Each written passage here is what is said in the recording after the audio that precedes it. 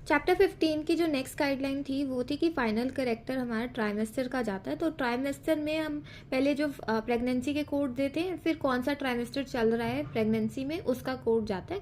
Z3 ये series होती है इसमें, ठीक है, तो वो हमें बताना ज़रूरी होता है। जो नेक्स्ट गाइडलाइन है वो ये बताती है कि जब भी जैसे पेशेंट की एडमिशन हुई है, कोई कॉम्प्लिकेशन आ गई प्रेगनेंसी में, तो पेशेंट को एडमिट कर लिया गया है, तो कौन से ट्राइमेस्टर में कॉम्प्लिकेशन आई है हम उस ट्राइमेस्टर का कोड देते हैं, ठीक है। नेक्स्ट गाइडलाइन ये बताती है कि कई बार ऐसा होता है ट्राइमेस्टर मेंशनड ही नहीं है कि कौन सा ट्राइमेस्टर है, तो फिर हम अनस्पेसिफाइड ट्राइमेस्टर का अलग से कोड होता है वो देते हैं। और फिर नेक्स्ट गाइडलाइन ये बताती है कि 7th कैरेक्टर जो होता है वो हमें ये बताता है कि फीटस के बारे में बताता है कि क्या एक ही फीटस है, एक ही बचा है, राइट, दो फीटस हैं, दो बचा है, सेकंड फीटस है, इस तरह से हम देखते हैं। तो 7th कैरेक्टर बेसिकली फीटस के बारे में बताता है। तो ये सब कोड्स होते हैं उसके।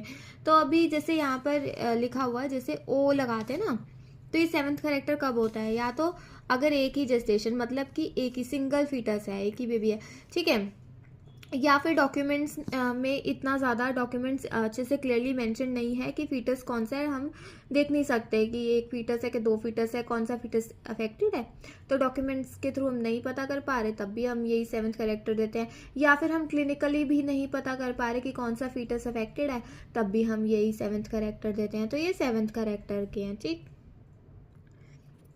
अब इसकी नेक्स्ट कैटेगरी स्टार्ट हो रही है। नेक्स्ट कैटेगरी में ये पता किया जाता है कि फर्स्ट हमने कोड कौन सा देना है, प्राइमरी कोड कौन सा जाएगा, ठीक है। तो नेक्स्ट कैटेगरी में ये है। तो सबसे पहले बात हो रही है रूटीन ओपी विजिट है, ठीक है। कोई प्रेगनेंसी का पेशेंट है, उसकी रूटीन सुपरविजन जो चल रही है, रूटीन चेकअप है, वो वाला विजिट है। तो उस केस में मतलब जब कोई कॉम्प्लिकेशन नहीं है, जस्ट एक रूटीन चेकअप इसमें चलते हैं ना, तो वो वाला अगर विजिट है, तो उस केस में Z34 वाले कोर्स जाएंगे, इस कैटेगरी के कोर्स जाएंगे, encounter for supervision of normal pregnancy. इसमें ये फर्स्ट प्राइमरी आपका कोर्स जाना चाहिए, ठीक। नेक्स्ट बात करेंगे हाई रिस्क प्रेगनेंसी में कोड्स कौन से जाते हैं। देखो, अगर तो जैसे हाई रिस्क प्रेगनेंसी है, उसकी कॉम्प्लिकेशंस बहुत ज़्यादा हैं, तो O09 करके ये सीरीज़ होती है, ये वाले कोड्स जाते हैं, ओ सीरीज़ के कोड्स जाते हैं, O09 ये वाले कोड्स जाते हैं, कॉम्प्लिकेशन वाले कोड्स जाते हैं, इस कैटेगरीज में से जाते हैं। देखो, जब भी supervision of high risk pregnancy है, इसका प्राइमरी कोड O09 वाले कोड्स की रेंज जाती है।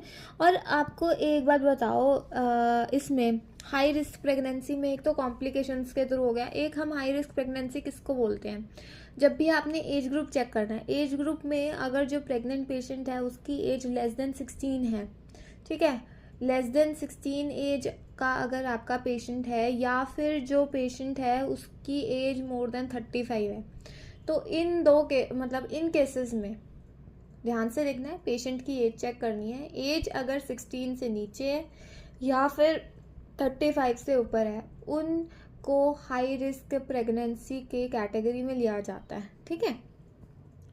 तो जब भी ये एज मेंशन्ड होगी तो आपने ये वाले कोड रेंज में जाना है, ओके। कई बार ऐसा होता है, पेशेंट को लगता है प्रेगनेंसी है, बट प्रेगनेंसी नहीं होती, प्रेगनेंसी जैसे पेन होता है, तो इनकाउंटर होता है, मतलब दे गो देयर, है ना, हॉस्पिटल में, the encounter was for the pregnancy, but pregnancy नहीं हुई, जस्ट एक एपिसोड आए, तो उस केस में क्या होगा, उस केस में सिर्फ कॉम्प्लिकेशंस ऑफ प्रेगनेंसी के कोड्स दिए जाएंगे, ठीक है। ये तो था अभी जैसे एपिसोड हुआ और लेकिन डिलीवरी नहीं हुई, है ना, तो जब डिलीवरी नहीं हुई तब कॉम्प्लिकेशन के कोड्स को फर्स्ट प्राइमरी कोड दे दिया। लेकिन अभी नेक्स्ट केस है, इसमें डिलीवरी हो गई, ठीक है, ऑब्वियसली कुछ हुआ, कॉम्प्लिकेशन हुआ, तभी गए ना पेशेंट को लेकर डॉक्टर के पास, बट वहाँ पर डिलीवरी नहीं हुई थी, ठीक है, तो कॉम्प्लिकेशंस के कोड दे दिए। अभी इस केस में डिलीवरी हो गई, तो यहाँ पर क्या होगा, यहाँ पर पहला कोड जो जाएगा वो डिलीवरी कोड्स जाएंगे, और उसमें हम क्या देखेंगे, क्या प्रॉब्लम अक्कर हुई थी जिसकी वजह से एडमिशन हुआ है, तो वो वाले कोड्स को हम प्राइमरी कोड देंगे, और जो कॉम्प्लिकेशन साथ के साथ आ रही हैं उसको हम सेकेंडरी कोड देंगे, ठीक है। तो ये चीज़ें ध्यान रखनी है। और देखते हो और क्या इसमें, उसके बाद बताया आउटकम ऑफ डिलीवरी, जब बेबी आ जाए, है ना, गए वहाँ परमिशन हो, जब बेबी आ जाए तो आउटकम ऑफ डिलीवरी का कोड देना है। ये सिर्फ आप एक बार दे सकते हो, बार बार नहीं दे सकते, और ये मदर के रिकॉर्ड के लिए होता है, ये बेबी के अलग से, मतलब बेबी का चार्ट अलग हो जाता है, तो ये मदर के रिकॉर्ड के लिए होता है, और सिर्फ एक ही बार ये कोड दिया जाता है, बार बार नहीं दिया जाता कि आउटकम ऑफ डिलीवरी था तो अभी अब वो डिलीवरी हो चुकी है तो Z37 का कोड दे दिया जाता है।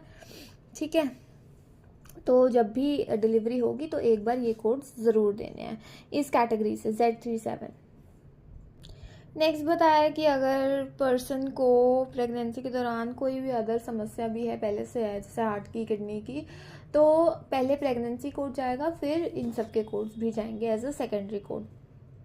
नेक्स्ट गाइडलाइन में ये बताया है कि अगर फीटस पर कोई भी दिक्कत आती है तो फीटस की दिक्कत के लिए O35 और O36 के कोर्स जाते हैं। तो जब भी फीटस रिलेटेड कुछ भी है, कोई भी कॉम्प्लिकेशन आ रही है, तो O35 या O36 कैटेगरी के कोर्स जाते हैं। इवन जब ये इन यूट्रो सर्जरी है, मतलब फीटस की कोई भी सर्जरी करनी पड़ गई, तो in that case also O35 category के कोर्स जाते हैं।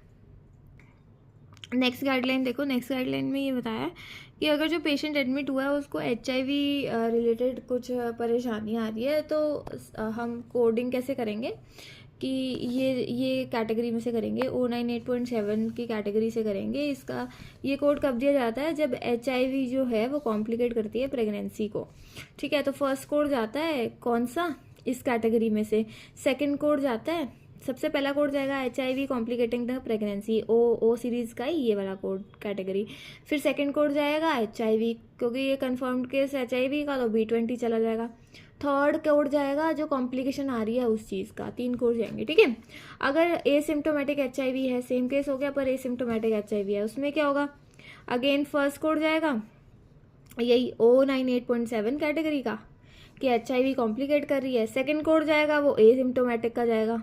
ठीक है, थर्ड कोड जाएगा वो किस चीज़ का जाएगा, जो कॉम्प्लिकेशन आ रही है उसका जाएगा। ये देखो ना, एसिम्टोमेटिक के जो होते हैं Z21 करके, उसके कोड जाएंगे। ठीक, अच्छा, अगर डायबिटीज़ है प्रेगनेंसी के दौरान तो ये कोड होता है अलग से O24 कैटेगरी का, DM in pregnancy, child birth and this, तो इस केस में ये वाले कोड जाते हैं। ठीक है, और साथ में ये वाले कोड्स लगते हैं, ये किस चीज़ के हैं कि कौन सी तरह की डायबिटीज़ है, E सीरीज़ के हमने पहले पढ़ा ना जो चैप्टर 4 में, वो वाले कोड साथ में लगते हैं इसके। ठीक है, ये वाली कैटेगरी के कोड लगते हैं। प्रेगनेंसी में DM हो गया तो O24 कैटेगरी से लगते हैं। फिर अगर long term use of insulin है, ओरल हाइपोग्लाइसीमिक के चल रहा है इन केस ऑफ प्रेगनेंसी, तो ये बोला है कि चैप्टर 4 में 3rd सेक्शन में हम देख सकते हैं कि ये कौन से जाएगा। नेक्स्ट आता है प्रेगनेंसी इंड्यूस्ड डायबिटीज़ हो जाती है कईयों को, तो उसके लिए ये हमने पैराग्राफ रीड करना होता है कि O24.4, ये देखो।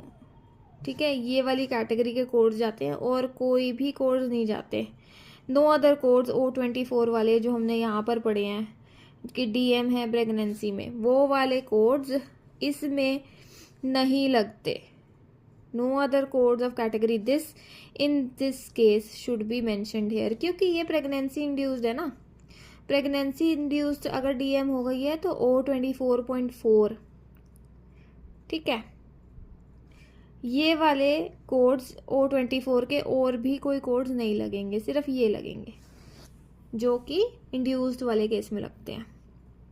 फिर नेक्स्ट जो इसमें आता है वो है ये सेप्सिस एंड सेप्टिक शॉक की वजह से एबॉर्शन, प्रेगनेंसी, चाइल्ड बर्थ, इस सब में कॉम्प्लिकेशंस आती हैं। तो अगर आती हैं तो क्या करना है,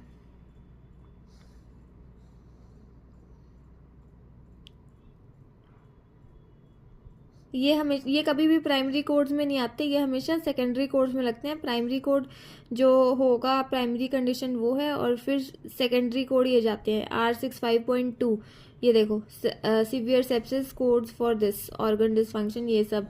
और अगर कोई ऑर्गन डिसफंक्शन है फिर उसका अलग से एडिशनल डायग्नोसिस का कोड लगता है। ठीक है, ये कोड लग जाता है। फिर आ गया ये वाला, अगर ये वाला सेप्सिस है तो इस कैटेगरी के कोड होते हैं, ये देखो assigned with secondary code, with a secondary code. Secondary code कौन सा लगेगा कि कौन से तरह के बैक्टीरिया का इन्फेक्शन हुआ है। ठीक है। ये B95 से B96 की कैटेगरी के ये सेकेंडरी कोड लगता है। पहले प्राइमरी कोड ये जाता है कि ये सेप्सिस हुआ है, ठीक है। फिर सेकेंडरी कोड जाएगा बैक्टीरिया कौन सा है, वो B95 और B96 कैटेगरी से लिया जाएगा, ठीक है। फिर एक और कोड लगेगा ये वाला कि अगर अच्छा ये वाला कोड नहीं लगेगा। अ कोड फ्रॉम A40, ये वाले A41 other sepsis should not be use इस केस में, ठीक है।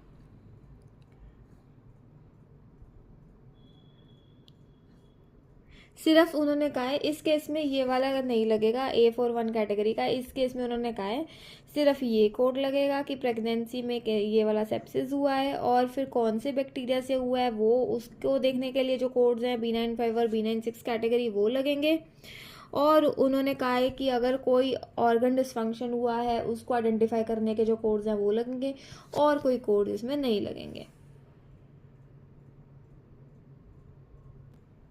इसमें जो नेक्स्ट गाइडलाइन है वो है अल्कोहल टबैको और अगर ड्रग यूज़ की वजह से प्रेगनेंसी चाइल्ड बर्थ में कोई भी कॉम्प्लिकेशन आती है तो हमने कोडिंग कैसे करनी है। तो फर्स्ट टॉपिक लिखा हुआ है अल्कोहल यूज़ की वजह से अगर कोई कॉम्प्लिकेशन आती है। तो अगर अल्कोहल यूज़ की वजह से कोई भी कॉम्प्लिकेशन आती है तो O99.31 कैटेगरी से फर्स्ट कोड जाता है एंड सेकंड कोड जाता है F10 सीरीज से कि अल्कोहल रिलेटेड कौन सी मैनिफेस्टेशन हुई है, कौन सा मतलब कॉम्प्लिकेशन आई है, ठीक है। वो F10 सीरीज से आता है जब भी अल्कोहल रिलेटेड होता है।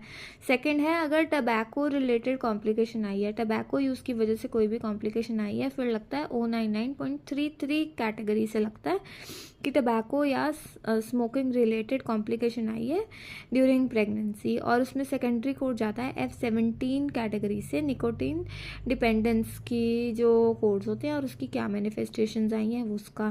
थर्ड इसमें गाइडलाइन ये बताती है कि ड्रग यूज़ हो, अगर ड्रग यूज़ की वजह से प्रेगनेंसी में कॉम्प्लिकेशन आई है तो उस पर फर्स्ट कोड जाता है O99.32 कैटेगरी का, दैट इज़ ड्रग यूज़ की वजह से प्रेगनेंसी में कॉम्प्लिकेशन आई है। और इसमें सेकेंडरी कोड जाता है F11 से F16 एंड F18 से F19 कैटेगरी से, जो कि बताता है ड्रग यूज़ की मैनिफेस्टेशन से क्या दिक्कत आई है और क्या हो सकता है और ड्रग यूज़ की मैनिफेस्टेशन से क्या कॉम्प्लिकेशन है। तो इस तरह से इन सब की कोडिंग ड्यूरिंग प्रेगनेंसी अगर ऐसा कुछ है तो की जाती है। फिर नेक्स्ट इसमें पढ़ा जाता है कि poisoning, toxic effect, adverse effect या अंडर डोजिंग प्रेग्नेंट पेशेंट में। तो अगर ऐसा कुछ भी होता है तो इस केस में O9A.2 कैटेगरीज के कोड को फर्स्ट प्रायोरिटी दी जाती है। प्राइमरी कोड होता है O9A.2 कैटेगरी का, दैट इज़ इंजरी, पॉइजनिंग या कोई भी अदर कॉन्सिक्वेंस हो गया एक्सटर्नल कॉज जिसकी वजह से कॉम्प्लिकेट हो रही है प्रेगनेंसी चाइल्ड बर्थ। तो पहला उसमें O9A.2 कैटेगरी का कोड जाता है और सेकेंडरी कोड जो जाता है, सेकेंड कोड जो जाता है वो जाता है किस तरह की कॉम्प्लिकेशन आई है उसका कोड जाता है, कॉम्प्लिकेशन का कोड जाता है। ओके।